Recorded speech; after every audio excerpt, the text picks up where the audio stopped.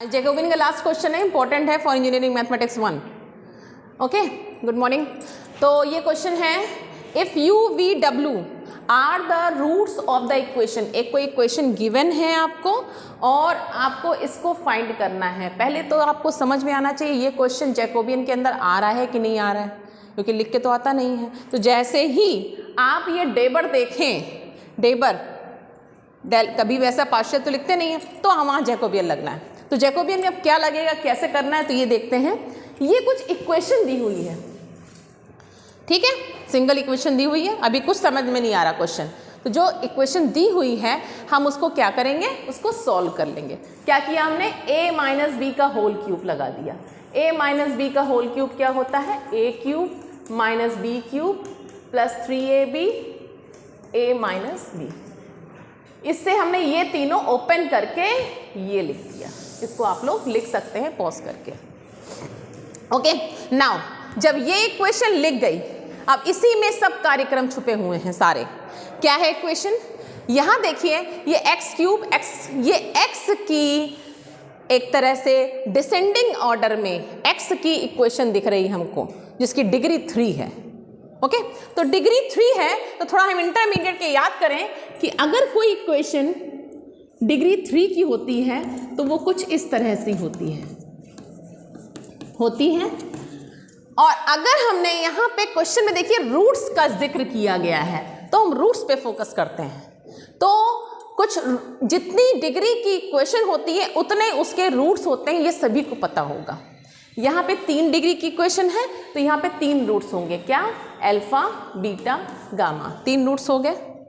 3 roots हैं अगर, सम of roots क्या होता है भाई, alpha plus beta plus gamma.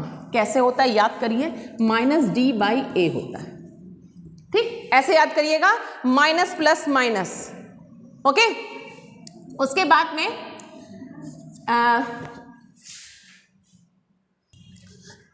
Okay, some of roots हो गया minus B by A. Starting से याद रखिएगा, स्टार्टिंग आपको यहां से करनी है और माइनस से स्टार्ट करना है, माइनस प्लस माइनस।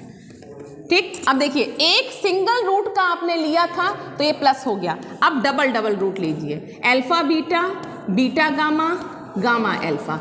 ये बी हो चुका, अब सी में आ जाइए और प्लस साइन। याद करने का तरीका, अगर 5 भी रूट होंगे तब भी ऐसे ही करेंगे। ओके, नाउ 2 का मल्टीप्लाई कर दिया, अब 3 का कर दीजिए और लास्ट का आ गया। This is the trick. Trick क्या है, ए बी सी डी लिखा है, स्टार्टिंग कीजिए बी से और माइनस प्लस माइनस कर दीजिए, माइनस बी बाई ए, फिर plus C by A, minus D by A. अगर 5 रूट्स होंगे तो भी यही चीज ट्रिक लगेगी, minus plus minus minus plus.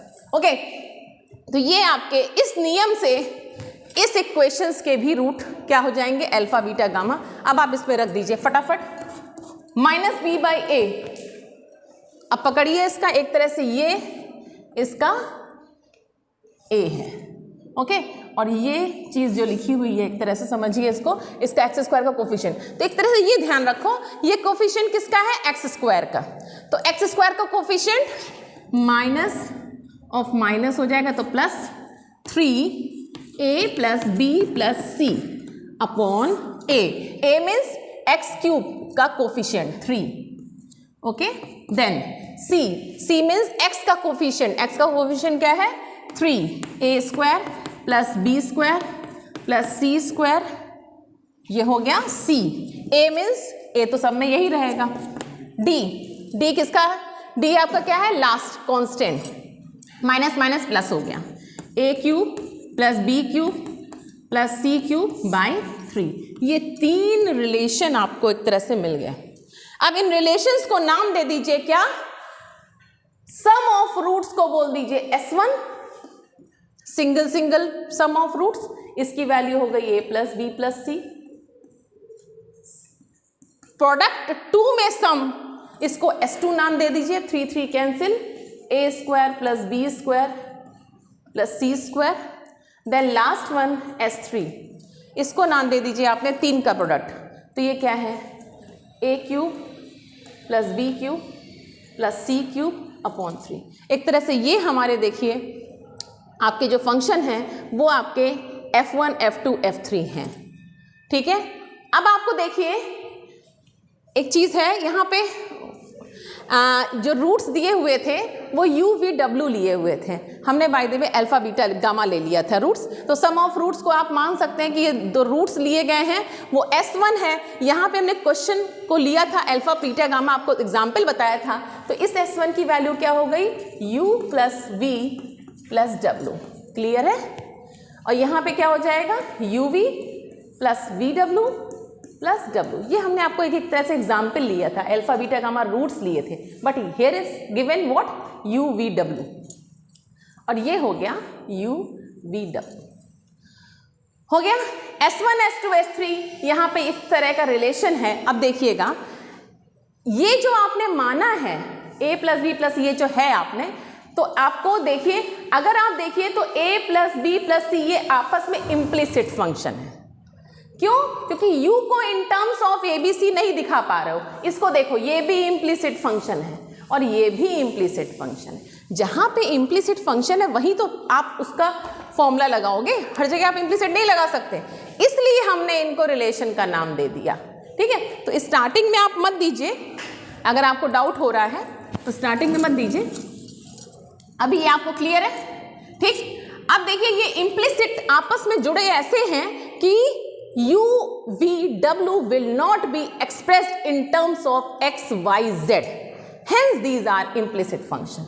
Okay, तो पहला s1 रिलेशन क्या हो गया, a plus b plus c minus u, ये हो गया। s2 क्या हो गया, a square plus b square plus c square minus u v minus v w and minus w u। और s3 रिलेशन जब इम्प्लिसिट हो जाएगा तब ये काम करना है।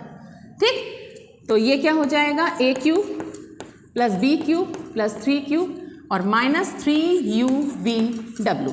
अब आपके पास में क्वेश्चन सिंपली क्या हो गया, तीन रिलेशन दिए हुए हैं और आपको ये दिखाना है। ठीक, अब इसकी वैल्यू क्या होगी, जब इम्प्लिसिट में आ गए तो इम्प्लिसिट का फॉर्मूला क्या होता है, माइनस 3 वेरिएबल है तो क्यूब हो गया। किसकी निकाल रहे हैं वैल्यू, देखिए फॉर्मूला कैसे याद रखना है, u v w a b c।